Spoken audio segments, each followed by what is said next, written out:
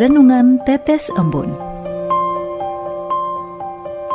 Renungan Tetes Embun, Minggu 22 Juni 2025. Lima roti, 2 ikan. Keajaiban kuasanya. Kutipan dari Injil Lukas bab 9 ayat 16. Dan setelah ia mengambil 5 roti dan 2 ikan itu, ia menengadah ke langit, mengucap berkat, lalu memecah-mecahkan roti itu dan memberikannya kepada murid-muridnya, supaya dibagi-bagikannya kepada orang banyak. Sobat Katolikana, bacaan Injil hari ini mengisahkan tentang kisah penggandaan 5 roti dan 2 ikan oleh Tuhan Yesus. Anda barangkali teringat ketika kita masih kecil, mungkin pernah mendengarkan sebuah lagu berjudul 5 roti dan 2 ikan, yang sebagian liriknya seperti ini. 5 roti dan 2 ikan, Tuhan Yesus yang memberkati. 5 roti dan 2 ikan, Tuhan Yesus yang memberkati. Lagu tersebut pernah dipopulerkan oleh Yehuda Singers, diiringi alunan musik yang indah dan harmonis. Liriknya singkat, padat, dan jelas, dan merujuk pada kisah penggandaan roti. Lagu ini pun dapat dengan mudah dibawakan oleh siapa saja, termasuk oleh anak-anak maupun kaum remaja. Sobat Katolikana, kisah dalam Injil mengenai penggandaan 5 roti dan 2 ikan yang kita baca hari ini merepresentasikan tubuh dan darah Kristus yang kita rayakan hari ini dalam perayaan Ekaristi.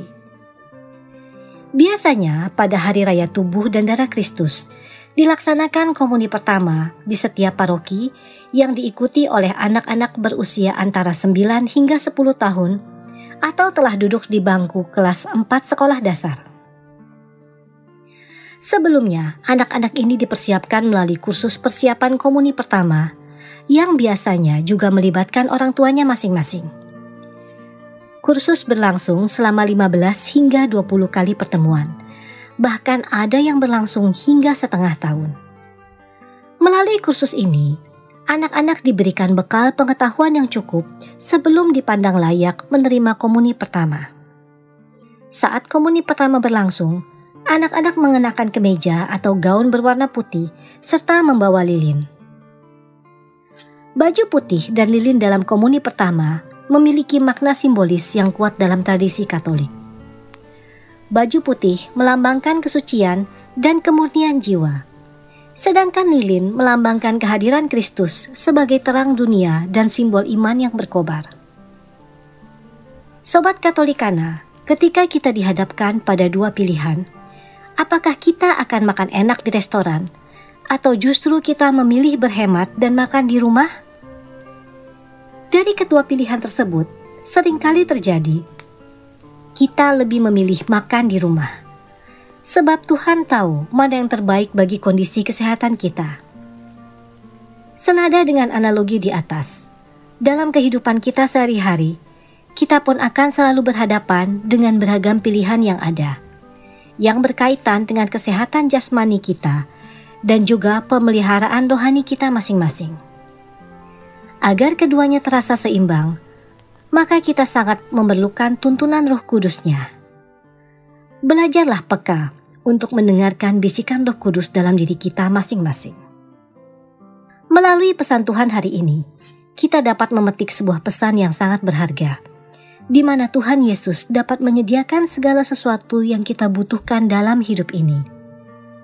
Percayalah, kuasa-Nya ajaib dan kasih-Nya selalu berlimpah bagi kita semua yang dikasihi-Nya.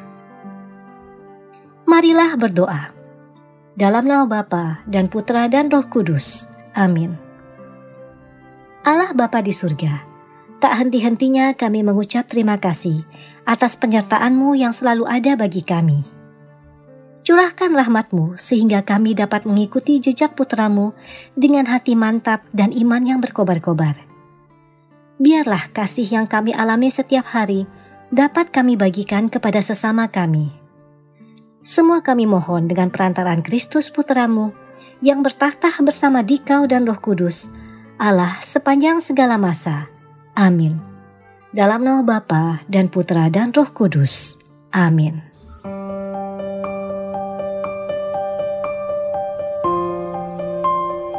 Demikian Anda telah mendengarkan Tetes Embun yang dipersembahkan oleh Radio Katolikana.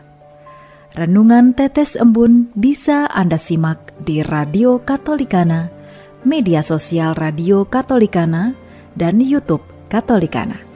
Terima kasih dan sampai jumpa.